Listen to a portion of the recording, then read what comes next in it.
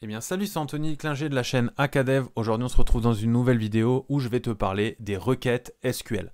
Alors dans une vidéo précédente, on avait déjà vu comment créer notre première base de données SQL à l'aide de PHPMyAdmin, en installant MAMP en l'occurrence. Je vous invite à aller voir cette vidéo si vous ne l'avez pas encore vue. Et du coup aujourd'hui on va apprendre à traiter les informations de notre base de données qu'on a du coup créée. Alors, on va voir 4 types de requêtes SQL aujourd'hui. On va voir les select, les update, les insert into et les delete. Alors, à savoir l'affichage, la suppression, l'ajout, donc l'insertion, et la modification des données. Alors, avant d'aller plus loin, je vais vous présenter directement mes tables.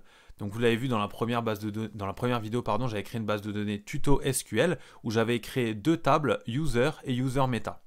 Dans ma table user, j'ai plusieurs entrées. J'ai une colonne ID, une colonne pseudo, une colonne message, une colonne date, dans laquelle j'ai des données. Alors ces données, je les ai rentrées via insérer ici dans le menu. Et du coup, elles ont un ID auto-incrémenté. Alors ce qu'il faut savoir, c'est que l'avantage de l'ID auto-incrémenté, c'est qu'il est unique et qu'il va nous permettre de faire de l'affichage, on va dire, avec des conditions. Ensuite, dans user meta, ici, j'ai juste du coup un ID auto-incrémenté également par entrée et une référence à un ID user, par exemple mon ID user 1 a 27 ans, voilà, dans une colonne âge. Aujourd'hui, elle ne va pas nous servir à grand chose cette table, puisque je vais mettre dans une autre vidéo des autres types de requêtes un peu plus poussées, un peu plus compliquées, mais aujourd'hui c'est vraiment les bases que j'aimerais vous montrer, vous expliquer avant d'aller plus loin. Comme ça, une fois que vous êtes OK avec ça, vous passez à la vidéo suivante, et là on va pouvoir manipuler encore mieux nos bases de données. On va commencer avec le premier type de requête, donc les requêtes select qui vont nous permettre d'afficher. Alors ici vous voyez qu'on a notre champ là où on peut écrire du coup du contenu, voilà. On va pouvoir écrire nos requêtes SQL. Soit vous les écrivez ici, soit vous les écrivez dans SQL. Je vous conseille de les écrire ici parce que là au moins vous avez un visuel sur votre base de données. Alors, ici, je le rappelle juste que je vais vous montrer les bases aujourd'hui. Donc il y a énormément de choses qui existent en SQL, on peut faire énormément de choses. Aujourd'hui je vous montre vraiment les bases. Alors ici, si je devais lire en français cette requête, ça ferait affiche-moi tous les éléments, toutes les entrées qui viennent de la table user. Tout simplement parce que select veut dire affichage, l'étoile comme en CSS veut dire tous les éléments, from ça veut dire de, donc à partir de quoi, et user c'est le nom de ma table ici. Donc là si j'exécute, j'ai bien toutes mes entrées. Maintenant je peux rajouter ici à la place de mon étoile, je peux juste sélectionner des colonnes. Par exemple si je veux uniquement mon ID, enfin la colonne ID, j'ai juste à faire select ID from user. Et là, vous voyez que j'ai bien juste mes ID. Si je veux ajouter à côté des ID juste les pseudos, je fais virgule, pseudo. Et là, je fais exécuter. Et là, on a juste les ID et les pseudos. Ça, vous pouvez le faire du coup avec toutes les colonnes. Si vous avez besoin de tout, du coup, ne vous embêtez pas à mettre tous les noms les noms de colonnes. Et vous mettez juste l'étoile et vous avez tous les noms par défaut. Voilà. Alors là, on a vu du coup comment afficher des données. Donc, comment afficher une colonne, comment afficher les entrées. Maintenant, du coup, c'est bien beau, mais on aimerait du coup ajouter des conditions. Pour ajouter des conditions SQL, on va utiliser ce qu'on appelle le terme where. Where permet de dire quand, enfin plutôt où en anglais. Ça veut dire du coup, on va afficher toutes les entrées de la table user quand ces conditions ou ces conditions sont bien remplies. Alors, il existe plusieurs types de conditions. Là, je vais en faire une très simple. Je vais lui demander, par exemple, de m'afficher tous les users qui ont un ID supérieur à 3. Donc là, juste à mettre le nom de la colonne, supérieur, donc comme dans n'importe quel algorithme ou dans n'importe quel langage de programmation, 3. Je vais exécuter et là, j'ai bien mes deux entrées avec l'ID qui est uniquement supérieur à 3. Si je rajoute un supérieur ou égal, évidemment, il me rajoute l'entrée numéro 3 parce qu'elle rentre dans cette condition. Maintenant, ça peut être intéressant de voir quels sont les types d'opérateurs qui existent. Il en existe deux principaux, ce sont les opérateurs OR et les opérateurs AND. En anglais, ça veut dire, enfin en français, ça veut dire ou et. Alors la grosse différence, si vous avez déjà fait du code ou non, c'est que le OR, il est plus souple et le AND, il est strict. C'est-à-dire, j'explique ce que je vous explique. Alors, si je lui demande de me sortir tous les ID supérieurs à 1 et les ID inférieur à 3. Si je fais exécuter, voilà ce qu'il m'affiche. Il m'affiche uniquement l'entrée avec l'ID numéro 2, ce qui est logique, puisque l'ID numéro 2 est supérieur à 1 et inférieur à 3. Donc il remplit bien ces deux conditions. Comme j'ai dit avant, le AND, c'est strict. Si je remplace et je mets un OR, voilà ce qui va se passer. Il m'affiche absolument toutes les entrées. Pourquoi? Parce que d'abord, il va entrer la première condition. Il va me dire j'affiche l'ID, tous les ID qui sont supérieurs à 1. Donc, il va m'afficher 2, 3, 4, 5. Et ensuite, il va me dire ou affiche-moi tous les ID qui sont inférieurs à 3. Et là, du coup, il nous manquait juste le 1, mais vu que le 1 est inférieur à 3, il l'affiche également. Et du coup, on n'a pas de doublon, on a bien tous les ID qui sont là. Donc, si je répète, si je mets un end ici, il va dire que la condition doit être remplie strictement, c'est-à-dire supérieur à 1 et inférieur à 3. Si je mets un OR, je vais dire que l'ID que je veux afficher, il doit être soit supérieur à 1, soit inférieur à 3. Voilà pour ce qui est des opérateurs courants, à savoir OR et AND. Maintenant, on va pouvoir interagir également sur le pseudo, par exemple, where pseudo égale Anthony, entre quotes, parce qu'on parle d'une chaîne de caractères. Je fais exécuter et là, il me sort bien mon entrée. Donc là, je peux faire de la sélection directement sur une valeur. Maintenant, on va avoir une nouvelle condition, qui est la condition like, et qui va nous permettre de sélectionner dans nos entrées des champs par rapport à ce qu'il y a comme valeur. Alors, je vous montre ça tout de suite. Admettons, je veux chercher, on va rafficher tout, comme ça on va voir un peu tout ce qu'on a là. Admettons que parmi notre table, j'aimerais sortir tous les pseudos qui commencent par la lettre J. Alors maintenant, on va rajouter la condition, where, pseudo, et là on va rajouter un nouveau opérateur, on va dire, like, voilà, pseudo like, ça veut dire ressemble à, et là on va mettre entre quotes, du coup,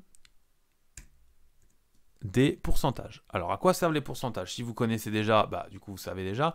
Si vous ne savez pas à quoi sert un pourcentage, le pourcentage, il veut dire tout et n'importe quoi. Exactement. C'est-à-dire que si là, par exemple, je mets blabla, en fait, je vais lui dire, cherche-moi tous les pseudos qui, du coup, dans le pseudo, contiennent le mot blabla. Que ce soit avant, après, au milieu ou quoi, on s'en fout. Par contre, si j'enlève le pourcentage du début, je vais spécifier que je veux absolument blabla au début du pseudo, et ensuite, je m'en fous. Si ici je mets mon pourcentage ici et que je l'enlève celui-là, je vais lui dire affiche-moi tous les pseudos qui commencent par peu importe, on s'en fout, et qui finissent par blabla. Voilà. Donc là en l'occurrence, on a dit qu'on voulait tous les pseudos qui commencent par un J. Donc si vous avez bien suivi, ça veut dire que j'ai juste à mettre la lettre J et un pourcentage à côté pour lui dire sélectionne-moi tous les pseudos qui commencent par la lettre J et la suite, ça nous est égal. Donc je fais exécuter et là on a effectivement nos deux pseudos qui commencent par un J qui sont affichés. À partir de ça, du coup, vous pouvez faire plein de choses. Mais vous pouvez également faire l'inverse et dire je veux tous les pseudos qui commencent pas par un J. Et du coup, je vais juste rajouter not like et là en exécutant, j'ai tous les autres pseudos qui commencent pas par un J. Voilà, donc ça on a vu quelques conditions qui peuvent vous aider déjà dans tout ce qui est calcul, à savoir or, and, like et not like. Il en existe encore plein, mais ça, c'est vraiment les principales qui vous aideront déjà à faire 90% de vos requêtes sans aucun problème. Alors, on peut également agir sur un champ date lorsqu'il est bien formaté. C'est-à-dire que là, dans ma structure, le champ date est bien en date time, ce qui veut dire que je peux sélectionner également des dates qui sont supérieures ou inférieures à une date donnée. Par exemple, si là, je voulais mettre la date supérieure au 21 mars, je pourrais marquer where date supérieure à 2023-03-22. Et il comprendrait que c'est bien une date sur laquelle il doit agir, à condition que ça soit bien formaté, évidemment. Voilà pour ce qui est du coup des champs where en opération. Maintenant, je vais vous montrer une autre manière de trier tout ça, ça va être le terme order by. Alors, order by, il va nous permettre de trier, donc ça veut dire trier par. Alors là, on peut lui dire par exemple qu'on aimerait trier par ID. Donc on va marquer order by ID. Si je fais exécuter par défaut, il ne va rien se passer. Si par contre je lui dis que je veux order by ID descendant, DESC, et bien là il va inverser du coup l'affichage. Et il va me partir du plus grand en décroissant du coup au plus petit. Si je rechange et je mets ASC, du coup, ça revient à l'état initial. Et par défaut, c'est toujours en ascendant. Voilà. Donc là, vous savez maintenant trier votre tableau assez rapidement, assez simplement plutôt. Maintenant, je pourrais très bien lui demander de me trier de manière ascendante, du coup, son tableau, d'abord par l'ID, puis par le pseudo. Donc là, en fait, pour faire simple, je vais laisser Select All from User Order By, et là, je mets d'abord l'ID, donc je veux d'abord que ça trie par l'ID, et ensuite par le pseudo. Donc évidemment, il va se baser sur la première lettre, puis la deuxième, puis la troisième, s'il y a des égalités. Donc là, vous voyez, là, il m'a clairement d'abord mis les ID en priorité, et ensuite trié par pseudo. Voilà, donc vous pouvez vraiment faire un peu tout ce que vous voulez avec le tri, c'est un peu pareil, c'est vraiment très très simple. Alors on peut ajouter également une autre variable, c'est-à-dire je pourrais, si je le voulais, afficher le nombre total d'entrées qu'il y a ici en faisant select count. Donc ça veut dire affiche-moi le total donc, que tu comptes de tous mes éléments, combien j'ai d'éléments dans la table user. Et là, il m'affiche bien count égale 5. Là, vous voyez qu'il me met count entre parenthèses l'étoile pour l'affichage. Si je veux changer ça pour l'utiliser derrière, par exemple en PHP, il me suffit de mettre as et le nom que je veux. Par exemple, as total. Et là, du coup, bah, la table, enfin la nouvelle colonne s'appelle bien total. Mais c'est une colonne fictive puisque c'est un calcul. Maintenant, à contrario, si je veux calculer la somme, par exemple, de tous les ID, ce qui ne nous sert pas à grand chose ici, mais c'est faisable, il suffit de faire la fonction sum. Voilà. Et là, si j'exécute, il suffit par contre de spécifier ici l'ID, parce que sinon, il ne comprend pas ce qu'il doit additionner. Je fais exécuter, et là, voilà, en additionnant tous les chiffres, on additionne bien tout ça, on arrive bien à 15. Donc voilà pour ce qui est de la requête select, donc qui est affichage, tri, etc. Maintenant, on va voir l'insertion. Alors, si vous voulez ajouter un élément, on va dire un utilisateur dans cette base, eh bien, très simplement, on va créer une nouvelle requête, insert into, qui veut dire insert à l'intérieur de. On va lui donner le nom de la table, user, et on va lui dire qu'on va insérer ces valeurs-là. Donc, en values, entre parenthèses. L'ID, on sait que c'est une colonne qui est auto-incrémentée, donc je vais mettre 0, si vous ne savez pas pourquoi, vous regardez la première vidéo que j'ai fait sur le SQL, vous allez vite comprendre. Ensuite, on rajoute un pseudo, par exemple test. On va rajouter un message, ceci est un test. Et ici, on va rajouter une date. Alors, soit vous marquez la date telle qu'elle d'un point de vue texte, soit vous la récupérez en PHP par exemple ou en Node, soit vous avez une fonction SQL qui permet d'avoir la date directement, c'est la fonction now. Et là, quand je fais exécuter, si je reviens ici, j'ai bien une nouvelle entrée avec un ID auto-incrémenté. Alors pourquoi il est à 8 et pas à 5? Tout simplement parce que j'avais déjà inséré au préalable des utilisateurs, je les ai supprimés. Et du coup, pour avoir quelque chose de vraiment unique dans toute notre base, il a incrémenté via ça. Alors j'ai mon pseudo, j'ai mon ID, j'ai mon message et j'ai ma date qui s'est bien mise à la date actuelle. Donc voilà pour l'insertion. Donc c'est rien de plus compliqué. Maintenant, pour supprimer cet user, par exemple, je vais devoir spécifier une condition. Je vais dire delete from, donc supprime de la table user, l'utilisateur, delete from user, where, donc on va lui dire encore une fois la condition, pour lui dire c'est cette personne que je veux que tu supprimes, where id égale 8. Si je fais ça, il va me supprimer cette ligne.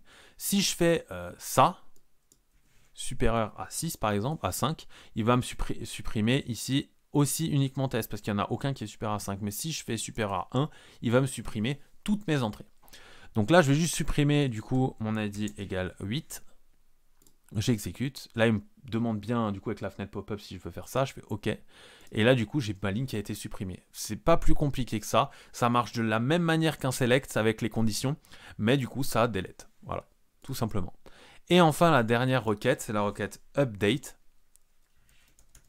Et là, on va lui dire, en fait, update veut dire mettre à jour. Donc, je fais update user. Donc, je mets à jour cette table user. Set, ça veut dire, en gros, ça veut dire, c'est la colonne qu'on va changer. Set, par exemple, pseudo. Voilà. Égale test. Donc là, je vais dire, tu changes la valeur pseudo en test pour, donc where, l'ID égale 5. Si je fais ça, ça va me changer du coup le pseudo de Julien, là, ça va me le changer en test, tout simplement parce que je lui dis mets à jour la table user en mettant le pseudo à test où l'ID est égal à 5. Et là, j'exécute et magie, Julien s'est transformé en test. Donc voilà pour ce qui est de toutes les requêtes SQL de départ. Évidemment, vous pouvez faire énormément de choses en SQL. On n'a vu qu'une petite partie infime de tout ce qui est possible. Mais avec tout ce que vous avez vu aujourd'hui, vous pouvez déjà un peu vous entraîner, créer vos bases de données et faire 2-3 appels, 2-3 insertions, 2-3 modifications pour pouvoir gérer tout ça. Une fois que vous serez bien à jour là-dessus, n'hésitez pas à regarder la prochaine vidéo sur les requêtes SQL pour aller encore un peu plus loin avec justement les requêtes SQL. J'espère que cette vidéo vous a plu, c'était Anthony sur Acadev, on se dit ciao tout le monde.